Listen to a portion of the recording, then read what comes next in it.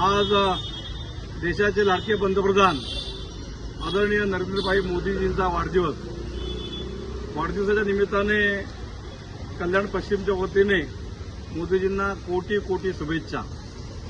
आज मोदीजींच्या वाढदिवसाच्या निमित्ताने भारतीय जनता पार्टीचे प्रदेश अध्यक्ष रवींद्रदादा चव्हाण यांच्या सूचनेनुसार पूर्ण महाराष्ट्रामध्ये स्वच्छता अभियान, वृक्षारोपण असे विविध कार्यक्रम राबवण्यासंदर्भात सूचना झाल्या। त्यानुसार आज जुने कल्याण पश्चिम मंडळाच्या वतीने पारनाका स्वामी समर्थ मठ, स्वामी विवेकानंद पुतळा या परिसरामध्ये स्वच्छता अभियान राबवण्यात आलं।